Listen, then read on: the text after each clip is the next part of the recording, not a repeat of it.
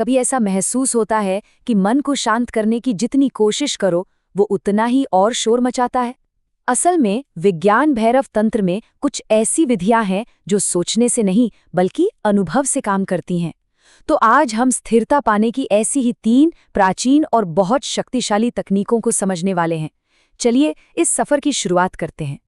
हम शुरुआत करेंगे रमण महर्षि की एक हैरान कर देने वाली कहानी से। फिर एक एक करके 3 विधियों को जानेंगे। एक में बिल्कुल स्थिर हो जाना है, दूसरी में भाव के अंदर स्थिर होना है और तीसरी में क्रिया में ही खो जाना है। और आखिर में समझेंगे कि इन सब के पीछे का वो एक मूल सूत्र क्या है जो इन सबको जोड़ता है। तो हमारी पहली कहानी एक ऐसी घटना के बारे में है जिसने एक साधारण से लड़के को हमेशा के लिए बदल दिया और उन्हें हमारे समय के सबसे बड़े ज्ञानियों में से एक बना दिया। ये कहानी है रमण महर्षि की, उस वक्त की जब वो सिर्फ 14 साल के थे। सोचिए, एक ऐसी उम्र जिसमें जिंदगी की सबसे बड़ी और गहरी पहेली अचानक उनके सामने आकर खड़ी हो गई। एक रात अचानक, बिना किसी बीमारी या किसी वजह के, उन्हें ऐसा लगा जैसे वो मरने वाले हैं। ये कोई डरावना ख्याल नहीं था, बल्कि एक जबरदस्त एहसास था, इतना असली कि इसने उनके पूरे वजूद को जकड़ लिया। मैं मर रहा हूं, ये उनके लिए एक हकीकत बन गया था। उनका शरीर देखते ही देखते पत्थर जैसा हो गया, बिल्कुल जड़, सांसें जैसे थमने लगीं, दिल की धड़कन धीमी पड़ गई। वो न हिल पा रहे थे, ना ही कोई आवाज निकाल पा रहे थे। ये बिल्कुल उस बुरे सपने जैसा था जहां हम चिल्लाना चाहते हैं लेकिन आवाज गले में ही अटक जाती है। और उसी बेबसी के पल में एक कमाल का बोध हुआ। उन्हें साफ साफ दिखा कि शरीर तो मर रहा है, पर अंदर जो मैं है, जो चेतना है, वो तो सब कुछ देख रही है। वो पूरी तरह से सजग है। उन्हें एकदम साफ महसूस हुआ, अरे शरीर तो मर गया है, पर मैं तो बचा हुआ हूं, मैं अभी भी हूं। उस सुबह जब वो उठे तो वो पहले वाले रमण नहीं थे, वो जा चुके थे। मृत्यु के उस सीधे अनुभव ने उन्हें हमेशा के लिए बदल दिया। कुछ ही समय बाद उन्होंने घर छोड़ दिया और एक नई समझ के साथ जीवन की खोज पर निकल पड़े।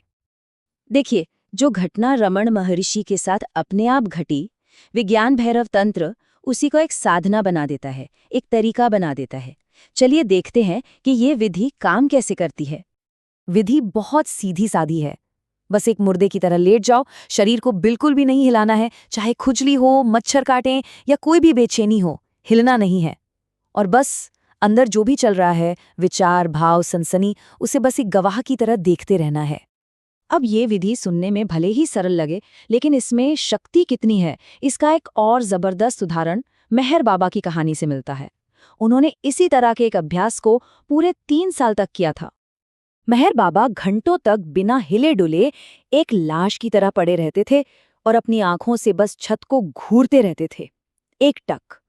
इस लगातार घूरने से हुआ ये कि धीरे धीरे उनके सारे विचार थम गए और मन पूरी तरह से खाली और शांत हो गया। इस साधना की गहराई का अंदाजा एक बहुत ही मजेदार किस्से से लगता है।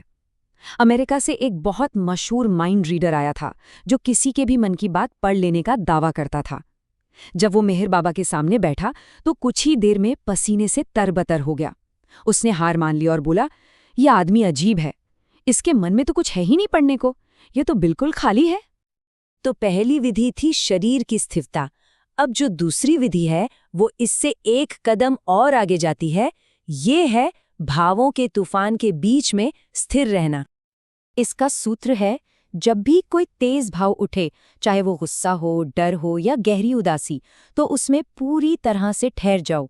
शरीर को कोई भी रिएक्शन देने की इजाजत मत दो।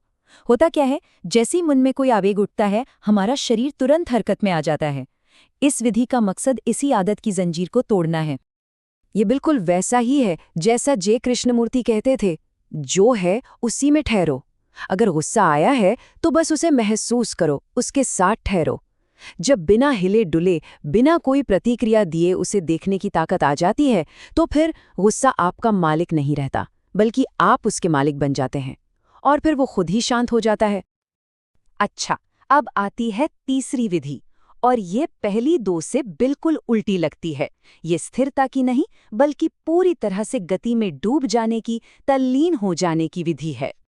इस विधि का सार ये है कि किसी एक काम को चुनो और उसमें इतने गहरे उतर जाओ कि मैं कर रहा हूं वाला भाव ही मिट जाए, करने वाला यानी कर्ता गायब हो जाए और सिर्फ क्रिया बचे। तंत्र कहता है कुछ चूसो और चूसना बन जाओ। अब ये चूसना शब्द सुनने में थोड़ा अजीब लग सकता है, लेकिन ये जिंदगी का सबसे पहला और सबसे जरूरी काम है। बच्चा जन्म के बाद सांस लेता है और फिर माँ का दूध पीता है। जिंदगी और ऊर्जा से उसका ये पहला रिश्ता है। ऐसा भी कहा जाता है कि जिन बच्चों को ये अनुभव ठीक से नहीं मिलता, वो बड़े होकर सिगरेट पीने जैसी आदतों में उसी की कमी पूरी करने की कोशिश करते हैं। एक आदमी को जब ये विधि दी गई तो वो 3 दिन तक पागलों की तरह इसका अभ्यास करता रहा। 3 महीने में ये क्रिया उसकी आदत बन गई, उसकी भीतरी मुद्रा बन गई, और 6 महीने के अंदर उसका पूरा का पूरा रूपांतरण हो गया। उसने कहा अब कोई इच्छा ही नहीं बची, न भगवान की न मोक्ष की, जो है जैसा है बस वही पूर्ण है। तो हमने 3 अलग अलग रास्ते देखे। एक में लाश की तरह पड़े रहना, दूसरे में भाव में जम जाना और तीसरे में क्रिया में खो जाना। ये तीनों इतने अलग क्यों हैं? असल में ये एक ही मंजिल तक पहुंचने के 3 अलग अलग रास्ते हैं। इन तीनों का एक ही लक्ष्य है, मैं का विसर्जन। वो जो हमारा अहंकार है उसका मिट जाना। चाहे पूरी तरह से स्थिर होकर उस मैं को भुला दो या फिर किसी काम में पूरी तरह डूबकर, नतीजा एक ही है, उस कर्ता को मिटाना जो हर काम के पीछे खड़ा होकर कहता है देखो मैं कर रहा हूं। और यही विज्ञान भैरव तंत्र का असली सार है। कर्ता मत बनो, क्रिया बन जाओ। दौड़ने वाले मत रहो, सिर्फ दौड़ बन जाओ। खाने वाले मत रहो, सिर्फ खाना बन जाओ।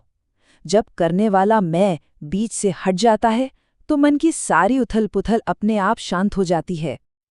तो अंत में ये सवाल हमारे लिए है, हमारी रोजमर्रा की जिंदगी में ऐसी कौन सी छोटी या बड़ी क्रिया है जिसमें पूरी तरह से डूबकर ये कर्ता का भाव खो सकता है और सिर्फ वो क्रिया ही बच सकती है?